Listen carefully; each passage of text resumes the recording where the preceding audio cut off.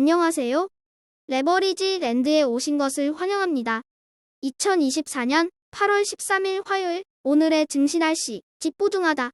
미국 증시가 이번 주 물가지수 발표라는 빅 이벤트를 앞두고 관망세 속에 조용한 하루를 보냈다. 오늘은 국채금리의 하락과 함께 지정학적 리스크 속에 중소형 러셀 2000 지수가 1% 가까이 밀려나며 고전한 것이 특징적이다. 다음은 간밤에 나온 주요 뉴스들이다.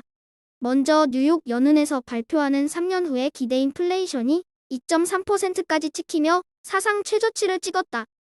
그리고 엔비디아는 8월 28일 실적 발표를 앞두고 있는 가운데 월가의 매수의 경과 함께 4% 넘게 상승했다. 한편 트위터 X를 통해 오늘로 예정되어 있는 일론 머스크와 트럼프의 대담이 시작도 하기 전에 디도스 공격을 당해서 화제다. 다음은 주요 증시 전망 소식들이다.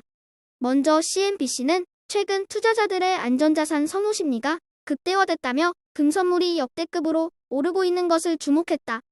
한편 모간 스탠리는 현재 S&P 500의 PER이 여전히 비싼 편이라며 더 빠져야 한다고 주장했다. 하지만 UBS는 기업들의 펀더멘탈이 견고하다며 연말 S&P 500 전망치를 5,900포인트로 예상했다. 3배수 레버리지 ETF가 잔잔한 분위기 속에 한 주의 첫 거래일을 무시 마쳤다. 오늘은 그동안 고전을 면치 못하던 중국 관련 홍콩항생 ETF YINN이 2.35% 상승하며 가장 좋은 모습을 보인 반면에 미국의 지역은행 ETF는 침체 걱정 속에 나홀로 2.97% 하락하고 말았다. 2배수 레버리지 ETF에서는 엔비디아의 선전 속에 반도체 ETF UED가 4%대로 상승하며 가장 좋은 모습을 보여주었다. 반면에 전기차와 비트코인 ETF는 나란히 4% 전후로 하락하며 오늘도 부진을 이어간다. 3배수를 역으로 추종하는 곡버스 ETF가 오늘 밤과 내일 밤 연달아 발표될 생산자와 소비자 물가지수 공개를 앞두고 긴장감을 감추지 못하고 있다. 침체 우려 속에 인플레이션마저 튀어올라주면 단숨에 시장을 뒤엎어버릴 수 있는 기대감 속에 우선은 오늘 밤에 발표되는 PPI 생산자 물가지수에 주목하는 곡버스다. 다음은 상위 15개 기술주 종목들 소식이다. 오늘은 전체적으로 분위기가 우중충했던 가운데 엔비디아 혼자서 불지 ETN을 하드캐리했다. 이제 불지 ETN은 $110 초반선에서 숨고르기에 들어간 가운데 이달 말에 공개되는 엔비디아의 실적 발표에 모든 것이 걸려있다고 해도 과언이 아니다.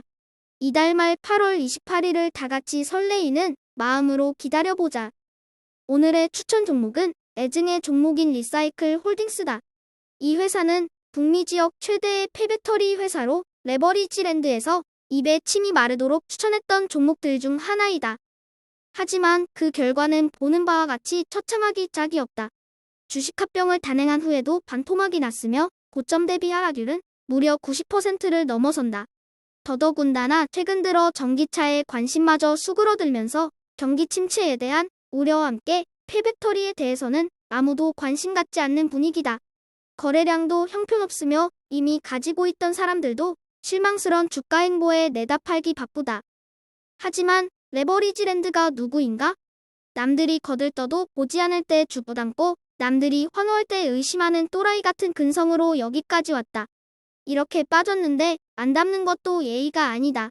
폐배터리 시장의 미래를 확신하는 분들에게 리사이클 홀딩스를 역주행하는 심정으로 과감하게 추천해본다. 요즘같이 변동성이 극심한 장에서는 사람이라면 누구나 본전 생각이 나기 마련이고 사팔사팔하면서 조금이라도 더 이득을 취하고 싶은 것이 사람의 마음이다. 하지만 항상 느끼는 것이지만 자꾸 쫓아다니다 보면 끌려다닐 수밖에 없게 되고 그러다 보면 죽도 밥도 안 된 채 피폐함만 가득하게 된다. 이럴 땐 죽이 되든 밥이 되든 가만히 있는 것이 상책이다. 잊지 말자. 투자는 결국 꾸준한 사람이 승리하는 게임이라는 것을. 오늘도 찾아주시고 들어주셔서 감사합니다.